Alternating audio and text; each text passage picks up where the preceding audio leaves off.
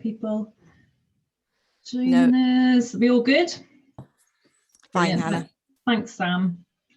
So good evening, everyone, and thanks for joining us. Busy time of year for everybody. This is the 4th webinar in our Diversifying series. I know some of you have joined us before, and if you haven't, we originally designed this series to target farmers or people wanting to diversify their business in horticulture. But the topics that we're putting on actually we're appealing to a lot of people who are already in horticulture who wanted to learn a bit about the different topics that we're talking about, so we've opened it up wider.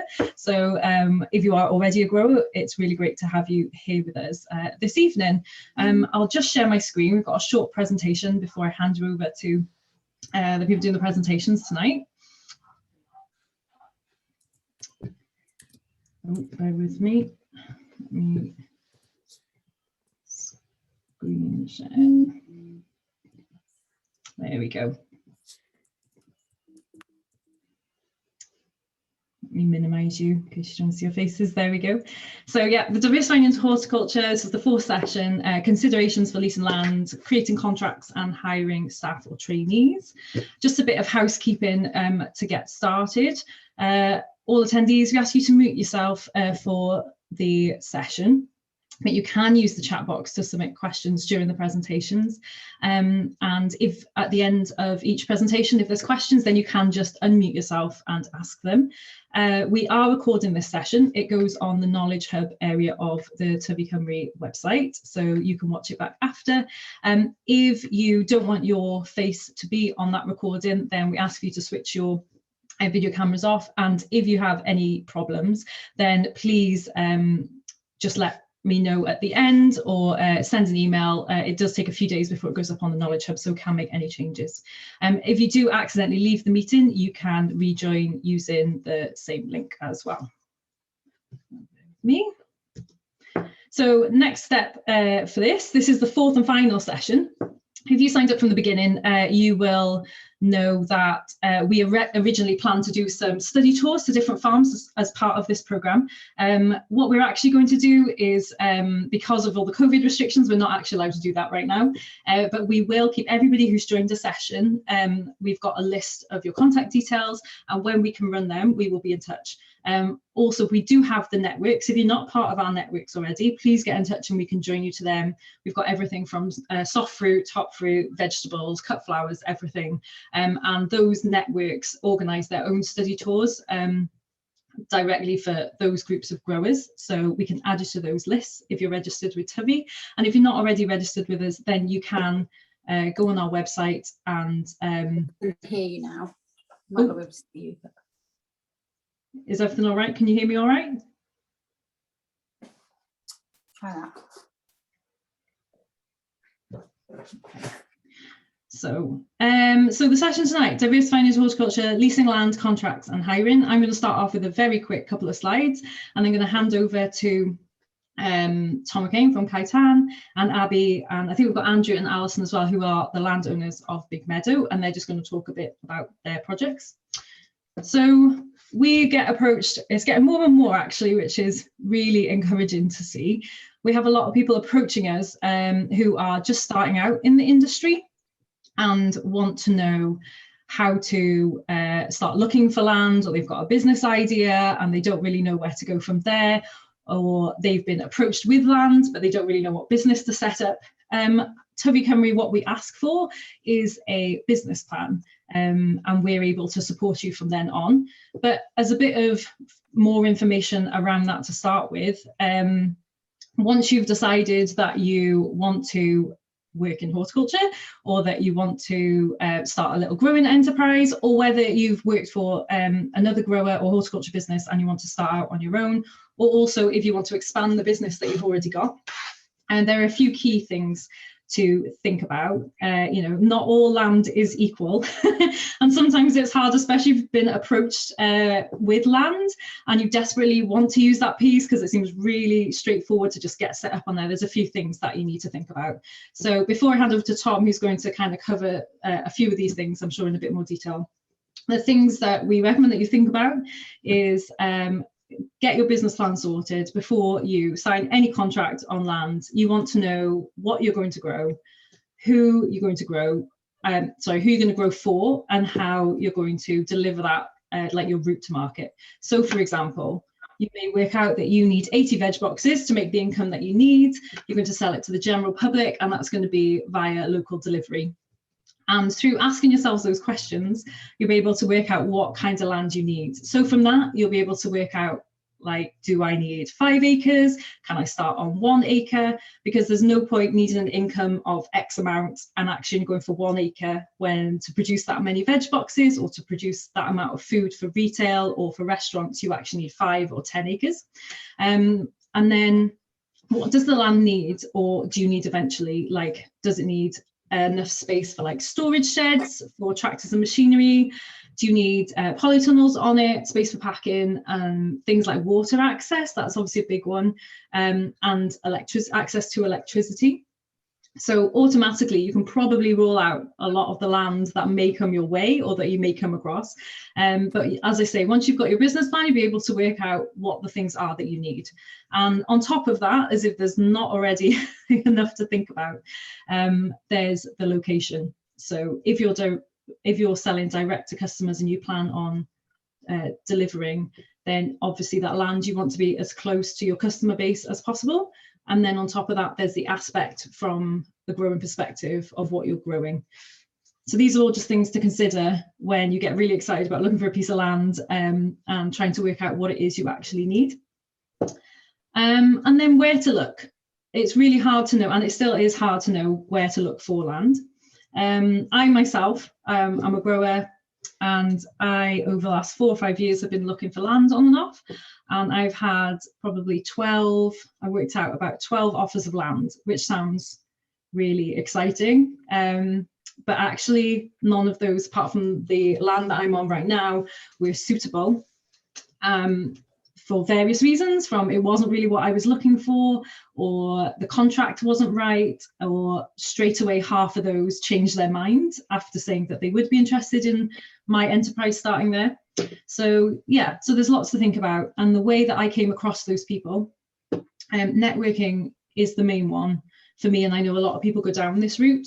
So by joining local groups and initiatives who have access to the right people. So I know I'm based in Monmouthshire. There's a lot of, it's a very foodie place, and there's a lot of people working from local councils to little organisations to volunteering groups that are all trying to improve the food system. And I'm involved with a lot of those people, and then they gave me contacts to get in touch with who might have land. There's local adverts. So literally old school, putting up signs in post offices and, you know, local newspapers saying that you're looking for land. There's the brave option, there's door knocking and letter writing, which I know quite a lot of people who have done this. There's a local couple who've started a growing initiative who went and knocked on every farmer's door in like a 5-mile radius of here. And there was only one offer that came from that, and they didn't end up going for it. But that's the brave option. Or letter writing. I have written letters to a couple of people as well. And then you've got resources like the Soil Association Marketplace. The Organic Market Gardeners Facebook group is another good one, where you can say what you're looking for, or other people who've got land available can post.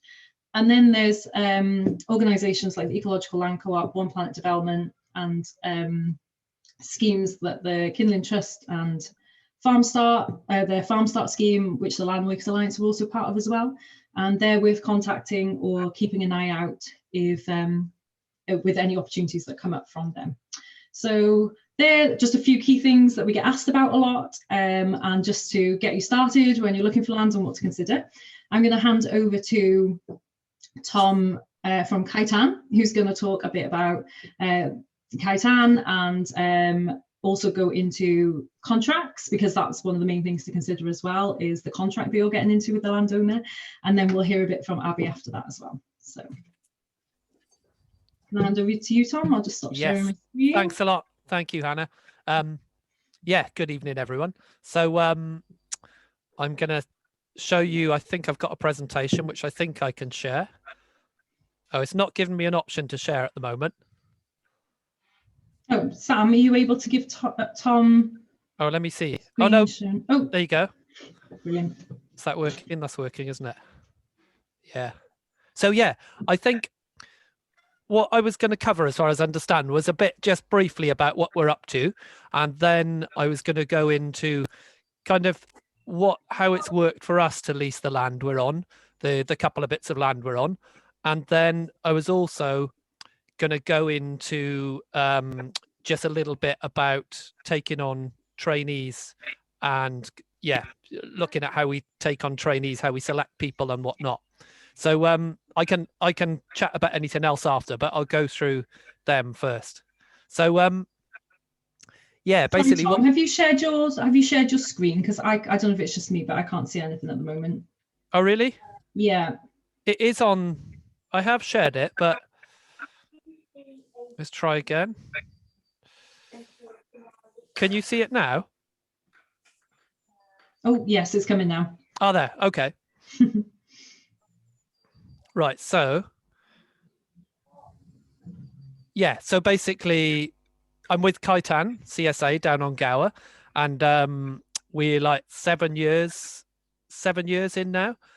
And we're a community supported agriculture project. We're growing for 130 households. So the core of our work is growing that veg to supply people. And then we also work more and more with trainees, lots of volunteers, community groups, school groups, and we're doing quite a bit of advisory and training work now. And at the moment, we're setting up a CSA training program to start running in through this winter from October through till March. And we're also working with Hannah and Tyfu Cymru and some other groups to set up like an all Wales horticultural training, which Abbi's also involved in, and who are trainees from there. So we're basically, yeah, that was just to say that there's lots of kind of different things going on, and CSA can have like lots of different elements to it, like social educational elements, but ultimately the core of it is just about producing good food for a local community and building those links with the local community and sharing the risks and rewards. So I was going to start straight off with our original site. This was just one I took off Google Maps earlier, and it's basically a field down in Ilston, Webbsfield, and that was where it all started for us. We were really lucky that when we were looking for land, it kind of, well, in effect, the land was what started it off. I wasn't actually looking for land at the time. I was developing a One Planet development project in West Wales, one of the early ones, which we spent a few years developing, and it didn't work out. And I came as an advisor back to sort of my home ground, really. I grew up just a mile from this bit of land, and I came back to advise the landowner on what he could do, because he had 18 acres, I think, altogether, and he was interested in developing something there. He was interested in food projects and energy projects and just engaging the local community. And so we looked at all of the land. A lot of it was quite wet, but this field, it's not the best land. It's like still grade 3 land, and it's quite wet, very wet in areas. But what it's got going for it is it does have workable areas. It's very close to like a really big population. And it's an incredibly beautiful site surrounded by ancient oak woodland. It's just a really magical site. So I suggested for this 4-acre field that they could set up a CSA. And the landowner at the time kind of jokingly said, "Oh, why don't you just come and set up a CSA yourself?" And it didn't happen immediately, but we were going off at the time. We were moving abroad, but then I kind of carried on that conversation. And yeah, within a year, we moved back and started setting up the CSA. So I think it was interesting listening to because I think I'd done a lot of, over the years, like Hannah was sort of setting out earlier, all the different ways of finding land. I think for years I'd sort of done all that door knocking and writing to people and contacting different organizations and just working so hard to try and find the right bit of land. And then eventually we bought land in West Wales and went down the OPD route, and it didn't work out. And then this just dropped out of the sky when I was totally not expecting it.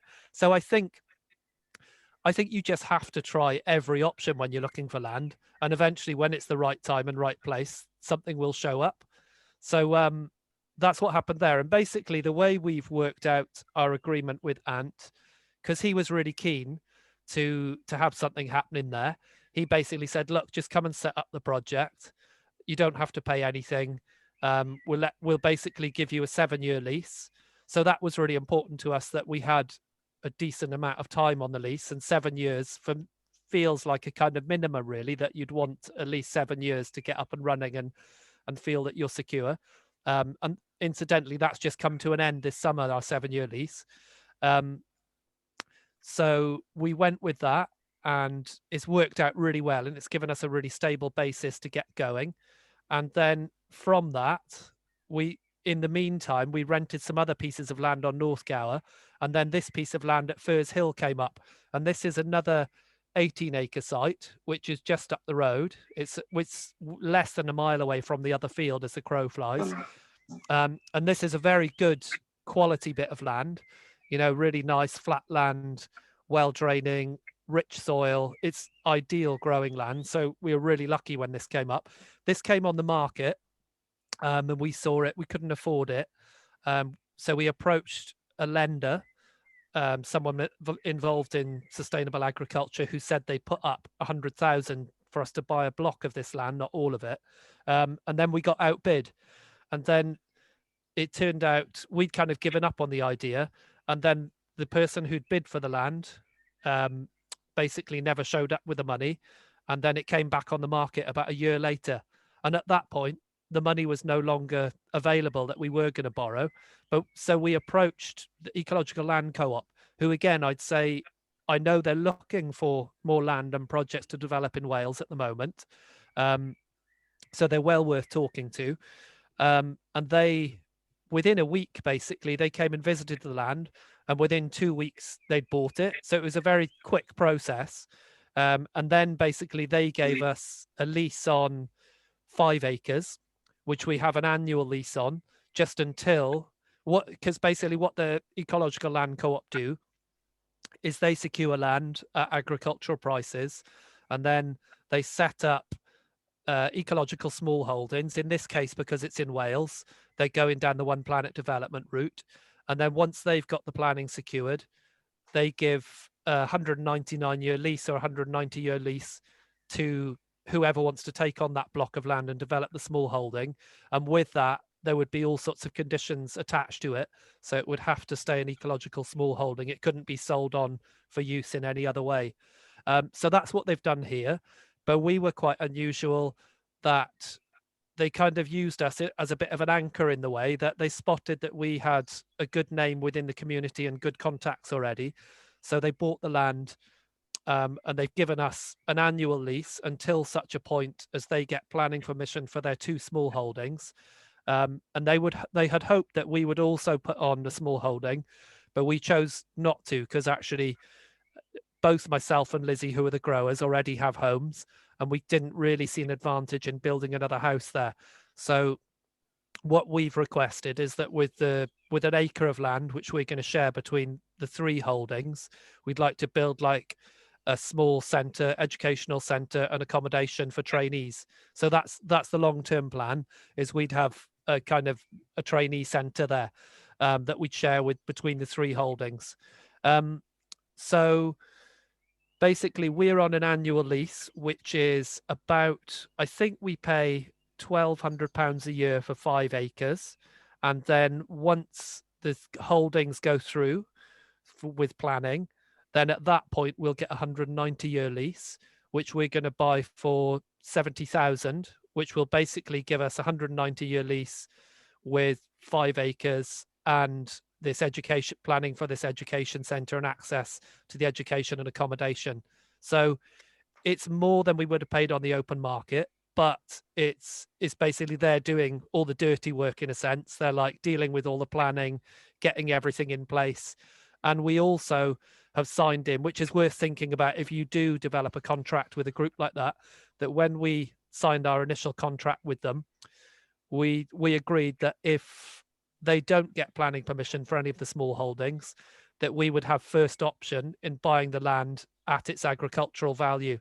So even if it doesn't work out in the long term, we'd still be able to raise money to buy for say 50,000 to buy our 5 acres.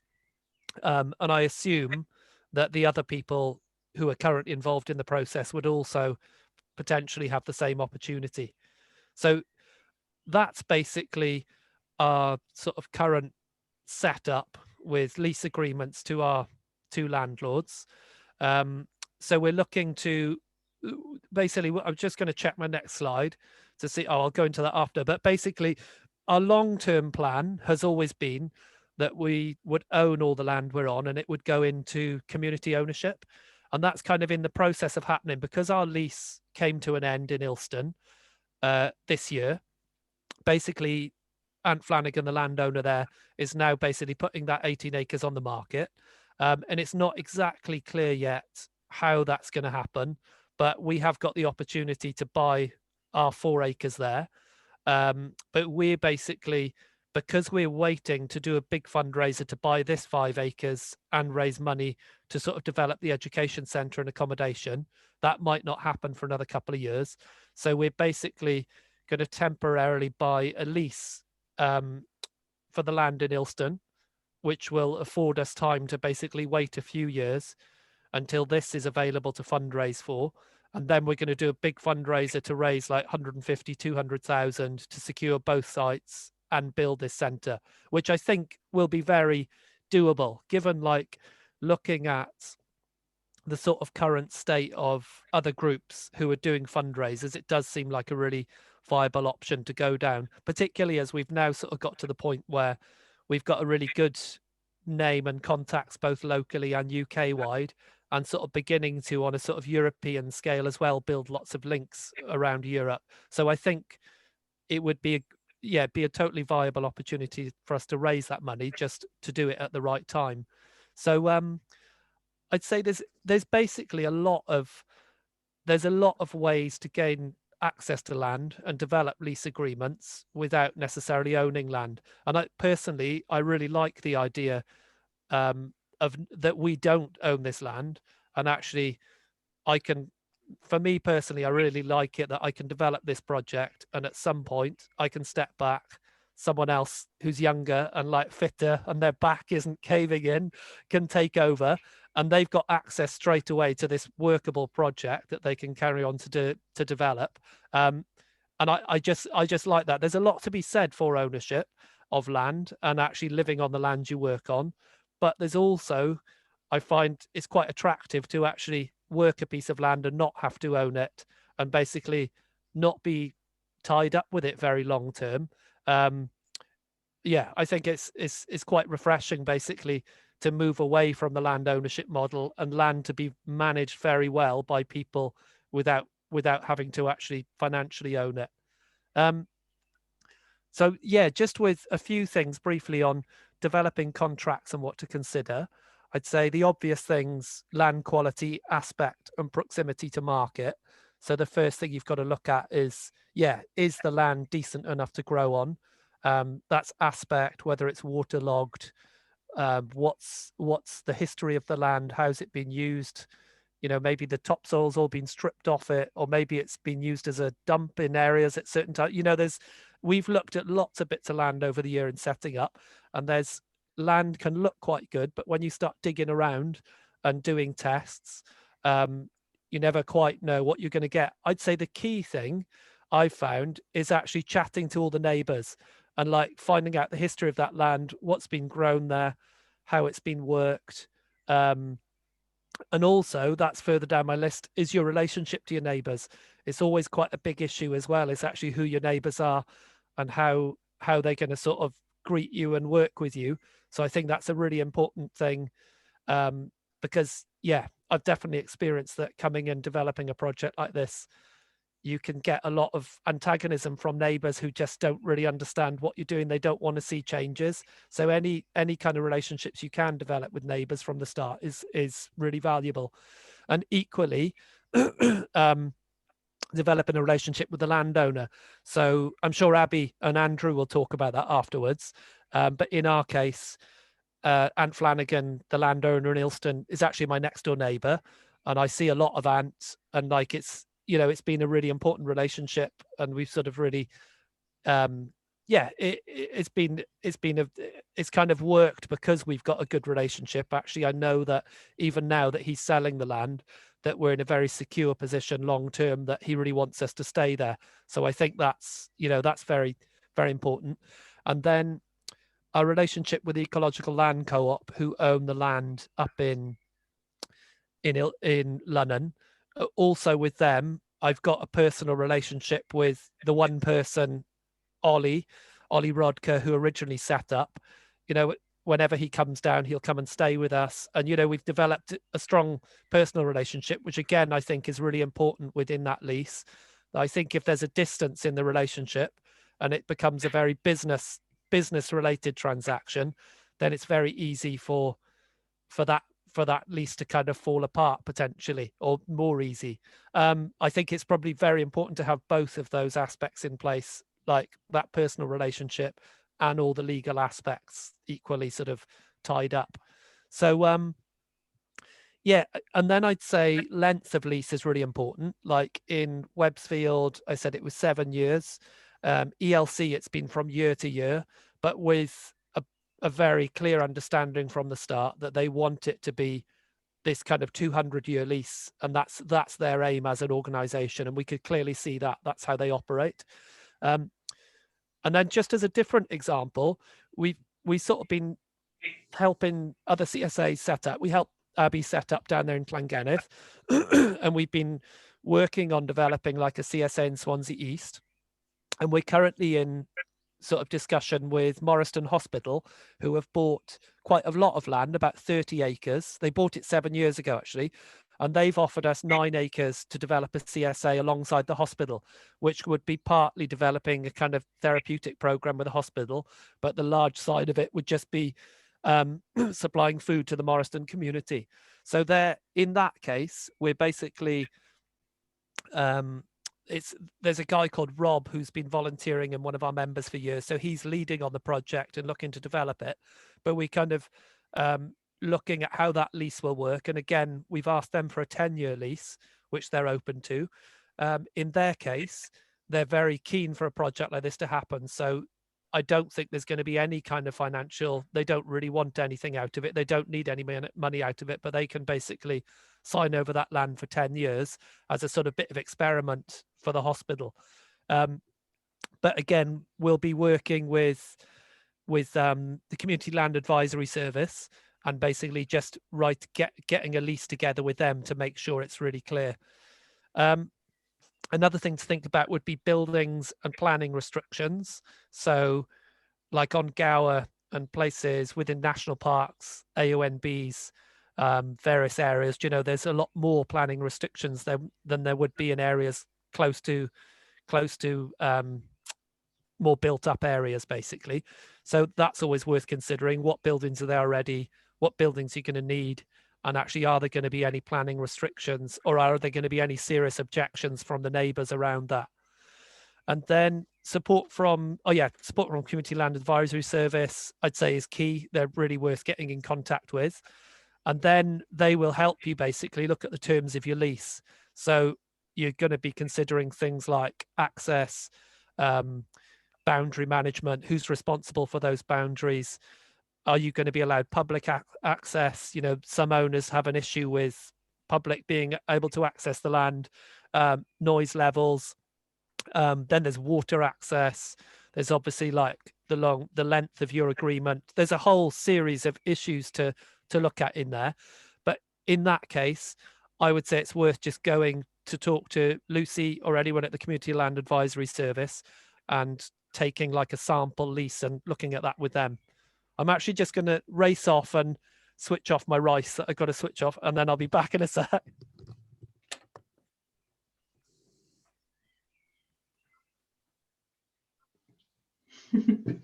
Does anyone have any questions so far about leasing land that we can just have a quick chat about for Tom? Oh, you're right, he's back. Just right. When they went out, they left a note in front of me to say, turn off the rice in 5 minutes. Luckily, it hasn't burnt. So then, I don't know, Hannah, do you want me to go on to recruiting grows? Yeah, it's a question that has been coming up. Do we want to cover some questions maybe on the contracts and lease side, if anybody's got any? And then, yeah, if you just want to talk a bit about trainees after that, that'd be fab, just because we've had quite a few people ask about how to employ their first person or how they go about getting a trainee, and just the basics really. As I say, Tyfu will be running a session on that later in the year specifically, but if anyone does have any questions for Tom on that, then this is the opportunity. So yeah, any questions for Tom on accessing land, contracts? If you just want to unmute yourself. You got anything?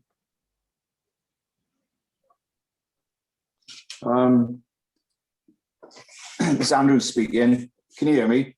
Yeah. You got me? Yes. We've gone down a different route with Abbi. We're in a slightly different position, I suppose, to Ant Flanagan, in that we're obviously the landowners for Abbi, but we're actually working farm as well. So for us, we've taken a license option. So we've given Abbi a license to grow as opposed to a lease. And this is done on a yearly basis. Now, for us, we've seen this. We're working here and on the place at the same time and working around it. I was becoming a little bit more uneasy with a lease arrangement. We, as you know, every year we have to report our land and the management of it to the Welsh Government. And we have what's called entitlements. Unless we can claim on those entitlements every year, we're going to lose them unless we show that we are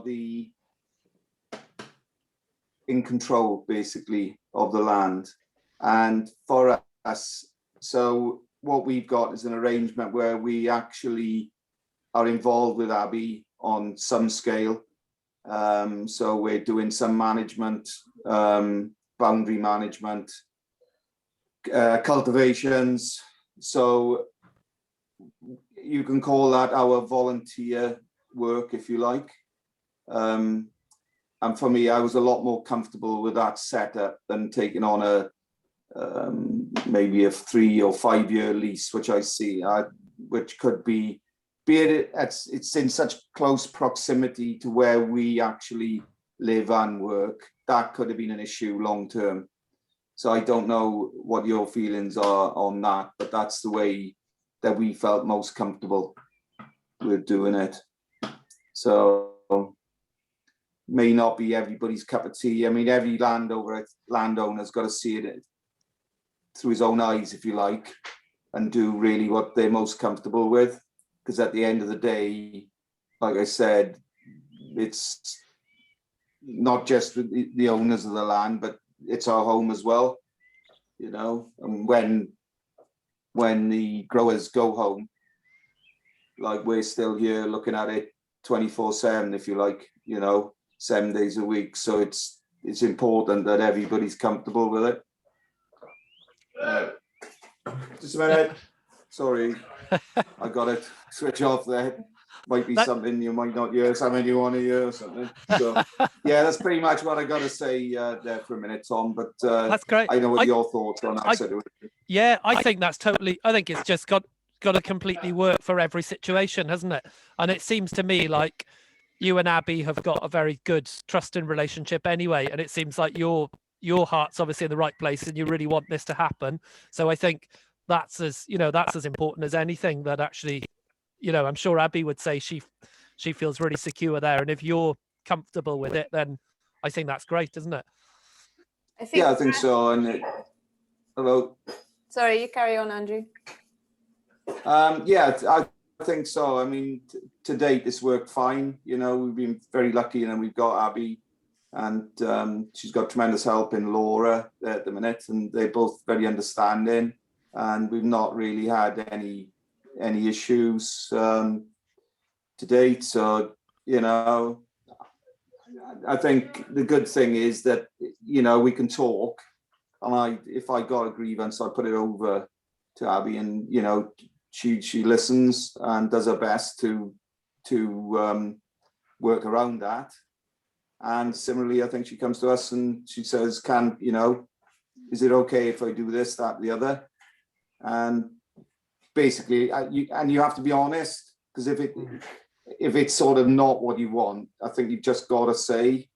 And I think that's where a lease, being in such close proximity to where we are, if it was a right out on the end of the farm and a piece of land right out on a limb where we didn't see it, and it was not really, you know, or even a piece of land that wasn't in contact with our main block of land, you could just walk away with it with a lease and not even look at it, and it wouldn't really bother you, right? But the important thing is that with it being so close to where we are, then it must sort of make both parties got to be happy with it, or it would actually become a problem, you know. But like I say, we've been lucky so far, and, you know, we're very pleased with what the girls have done there. So yeah, I don't know how you feel about that. Is that sort of what you sort of think at the minute? Yeah, definitely. And I think for us, like having a cropping license, actually, because we're quite small scale and we don't have our own machinery and all of that kind of stuff, to be able to ask you to come on and, you know, help mow the grass or cultivate the field or fix the hedges or whatever we need, actually it works well both ways. You know, it's a kind of win-win situation for us. I think it worked out better in the end than signing a lease where we're completely separate from the farm, because then it would have left us kind of having to get all of our own kit in our own, you know, just struggling by ourselves, when actually it's quite nice to be able to have the help of the people that live on the land. Would you say that you probably underestimated the amount of kit or equipment required really at the start, being sort of, well, not new to the job entirely, but starting out as a new, you know, on a new sort of venture? Do you think you sort of maybe not, yeah, probably underestimated, probably be a fair word, I think. Yeah, I think so. I definitely think, like, when we started, it was just like get on the land and do our best and see how it progresses. Like, I hadn't, you know, and the machinery side of things, that's not my background at all. You know, the first time I drove a tractor was when it got delivered to the field. So I think, yeah, I mean, it's You're proficient at it now, though. Yes, I can almost drive in a straight line now. No, you're good now. You know, you're not gonna win a tractor every year. You know that. Yeah, I know. Exactly. That's why it's good that you guys can come and help. I'd say as well, it's actually it's quite an amazing opportunity that Abbi's working with you as well, because I mean, for people who aren't on Gower, you know, the Tyrrells, you're well known locally, and actually in our case, you know, we've got like well known for good reasons. But it's like we've got Ant, who's a landowner who isn't known by the local farming community, and then we've got the Ecological Land Co-op, who are pretty much from the south of England, who have bought land in London. So in our case, we're moving on and renting land that's all the local farmers would think, oh, what's going on here? Who are these people? What's this? But in the case of what you're doing there, I think a lot of local farmers sort of see, oh, Andrew's working with Abbi and it's going really well. They seem really happy with it. And it's basically potentially opening a lot more doors for more possible relationships like that, which is great, I think.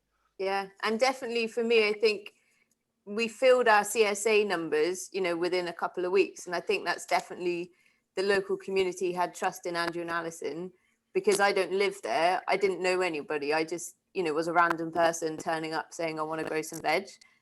But because I had the support of Andrew and Alison, I think that added a lot of weight to people trusting what me and Laura were doing. Yeah. No, that's it was a leap in the dark. Mm-hmm. Really, wasn't it, to start with, to be fair? Nobody knew really quite how it was going to go. Yeah. I mean, I know we know the community, but we didn't really know until it got going what the demand would be. Mhm. We didn't really know what sort of uptake we'd get, and you know, luckily it's been great, you know. So I think that's definitely something which we experience a lot, is landowners and farmers not really knowing what to expect, especially from like small scale horticulture enterprises. Is, you know, they don't really know what it could turn into or how it could grow or what it's going to look like. And especially, you know, if you're so used to managing that land, is, you know, what is somebody going to grow a load of veg on this field that I'm not using going to look like? And I know from the land that I'm leasing, I'm only a few months into that there's a term in there that it has to look really pretty, which sounds ridiculous, but that's actually an agreement that I've got, which I'm not a CSA. I'm actually started an organic veg plant nursery, but there is veg beds that go as part of that for veg trials, and and I've got to keep the place looking tidy because it backs onto the owner's land. They live literally over the hedge. Got acres and acres of land, but I'm really close to where they are, and their daughter backs onto the other side, and they didn't want to be looking out their house at like what they say piles of machinery and, you know, and what they say is mess everywhere. That there's a term in there that they want it to look tidy because that's where they live. I live a couple of miles down the road, but for them it's where they live, like you say, Andrew. So and funnily enough, I have a 1 year, a seasonal kind of rolling lease at the moment, just because they didn't know what to expect. But the terms, once it's, you know, it's up and running, and they're already so excited that they can see plants growing, that you know is going to extend into longer term for more security for me. But it is a problem, is being able to sell what you're going to do to somebody who's working in a slightly different area of the sector. I remember me, Andrew and Alison went to have a look at Kaitan, and that was really, really helpful, I think, just for Andrew and Alison to get a visual of, you know, what a CSA looks like and what we're kind of aiming to set up on their land. That was. I think, we had this discussion, and we talked about. I said, Abbi, look, I don't want plastic bags everywhere. I don't want rubbish lying around. I don't want, you know, because like I said before, we live there, and that visit in Kaitan gave me confidence to go ahead with it, because when I went there, I didn't know what to expect, and I thought, oh, could be boxes and nettles everywhere and thistles, but actually the quality of the management there was such that it gave me confidence to go forward. I mean, I was really impressed how Tom has got everything, the straight lines he got. I know it might sound silly, right? But it just showed that it was attention to detail in the place, that somebody didn't want to be working in a mess, you know. And I think if it had been a mess, I probably would have said no to the whole project, to be honest. But that's definitely what gave us the confidence to go ahead. And Abby's lines are as straight as Tom's. I learned from the best. Actually, whenever I drive past your place, I think it looks much neater than ours. Like. Oh, really? I thought you had a drink problem, which you started off. Oh, brilliant. We have got one question here, which I was hoping, Tom, you could answer. And then we can go to Abbi if you want to just talk a bit more about, do your little presentation, and then we can have a bit more chat and some questions at the end if anybody's got any. So I've got a question here from Holly, who is saying she's not looking to create a CSA, or if you're not looking to create a CSA, would you be able to use the Community Land Advisory Service? So... Yes. Yeah. They're basically there for any kind of community land development. Yeah. So you can. Yeah. And we actually work with Lucy. We have some, we can set up one-to-ones through Tyfu if anyone, specifically on planning restrictions and things like that. If you get in touch with us, if you're registered with Tyfu, then we can put you in touch with Lucy to have a one-to-one session. I've got another question here. How do you manage investment in irrigation, etc., in the lease? Does the landowner or tenant pay for it? Yeah, in our case, I think the landowner probably paid originally for any sort of mains connection, but actually in both cases, I think, yeah, no, in both cases, the mains were there. So actually, in fact, we've just paid for everything to do with irrigation. We're currently talking with the ELC actually, because we could do with a second mains irrigation because there's quite a lot of us using the site. And we're having that discussion at the moment, whether that's their responsibility or ours, because that costs about £1,000. So I don't honestly know. I imagine it's probably going to be the landowner's responsibility to sort out the mains connection. Yeah, sounds about right. On mine, I've got mains, water, but and there's electricity to a building that isn't on where I'm leasing, but it's my cost if I want to run that electricity to where I want it on my bit of land, and if I want to move the water, but there is means to it to access. So well, I'd agree. I mean, as the landowner, I thought, you know, it's our sort of duty to supply the water, and what we do with Abbi is we put a sub meter in. So she's on mains, and then we give her a charge for the water bill per quarter then. So she just settles with whatever she uses, she settles with. So seems to work all right, I think, apart from the pressure. We're working on that. We can't run a bath. We can't run a bath when you brilliant. on the kettle. Yeah. Oh, brilliant. Right, Tom, are you happy if we go to Abby's presentation? Yeah, that's fine. We'll leave the hiring stuff for now. I think we've got Yeah. enough to chat about on this because I'm just aware of the time. So Abbi, do you want to tell us a bit more about Big Meadow? Yes. So I don't have a massive presentation. I've just got a few pictures that I could share.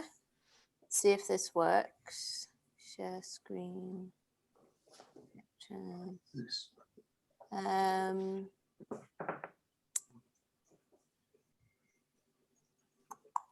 So is that working? Can you see the pictures? Yeah. Okay, great. So it hasn't brought the picture up in full, as far as I can see. You've got the small squares again. Oh. Let's try this. Any better? Yeah, that's it. Okay. So this is Big Meadow. We started at the field this time last year, physically on the field. So the field was ploughed sort of mid-April last year. And this picture was taken, I think it's probably July, maybe August, something like that. And we started, I was aiming to start with about 35 shares in July last year. But once we got started, there was such a demand that we were up to about 60 shares over the first sort of month or so. And then we've just kind of stayed at about 60 shares since then, really. And we grow as much as we can on the field. The field's 2 acres that we're on. And then we buy in all the rest over winter that we can't supply or store ourselves. So the field's 2 acres. We've got 2 polytunnels now. We did start last year just with 1 polytunnel, but they're both 85-foot tunnels. And it's myself and another grower, Laura, and we work 4 days a week in the summer and then 2 days a week in the wintertime. And basically we got set up, like I spent about a year previous to actually getting on the land. I spent about a year planning it all and working with Tom to sort of look at different funding that's available and different ways we could set up, really. So I was a trainee with Kaitan in 2018. So that was an amazing kind of opportunity for me, really, to see how a CSA runs and to be involved in all different aspects of a CSA. And that actually gave me really good foundation to then kind of step up and, you know, set up my own project. And actually, like with Kaitan, I saw a model that just really works. So I basically just replicated that, really, and just put it in a different field. And having the support of another CSA, you know, all the sort of the director's experiences from Kaitan that have been helping me, and the accountant, and Tom's, you know, been on hand to answer loads of different questions that have come up over the last couple of years. that's just been, you know, a huge leap forward in terms of being able to set this project up.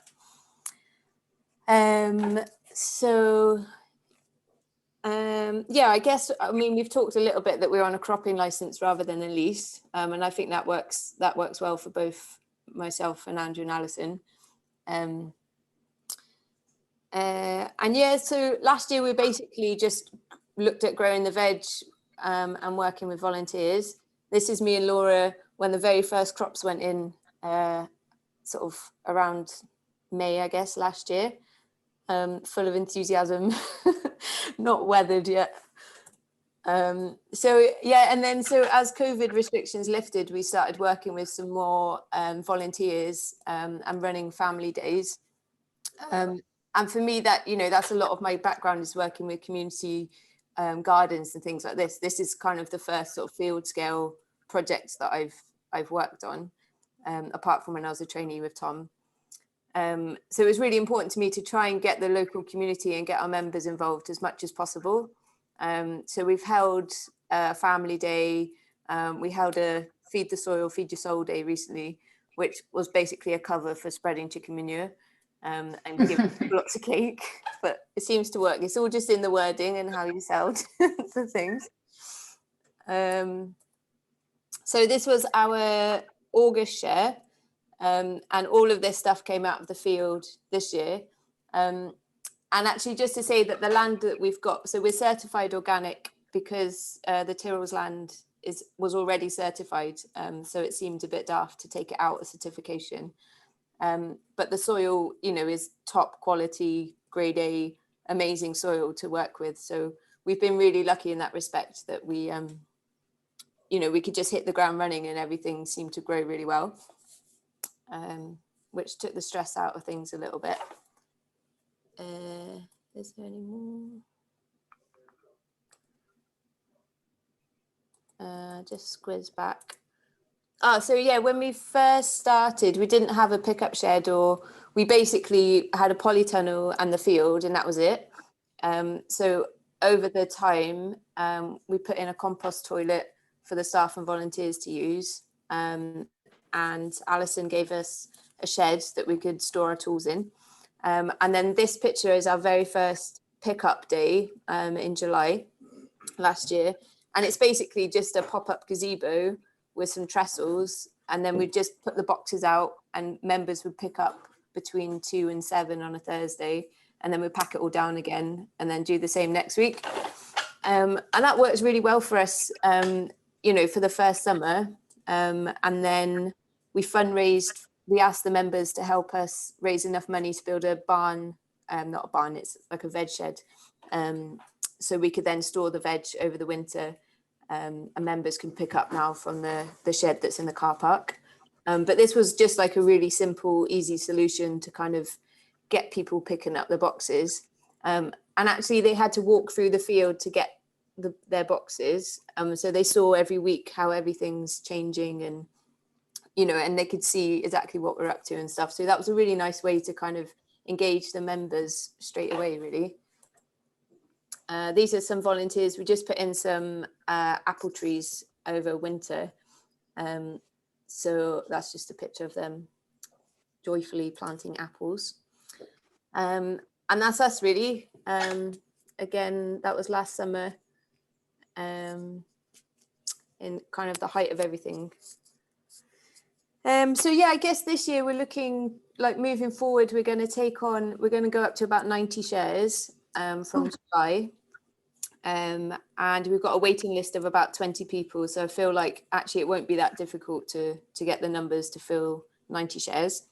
And we're also working with the local primary school to deliver sessions for the school kids there. And we're running a youth programme with kids during the summer holidays who are coming to the field twice a week to learn about organic food production, but also sort of take part in a kind of wellness programme as well. So yeah, I think that's pretty much us, really. I don't know if there's anything else to add from Alison or Andrew. How do I stop sharing? Oh, there we go. Brilliant. Thanks, Abby. Does anyone have any questions for Abby, or any questions for Tom or Andrew and Alison as landowners?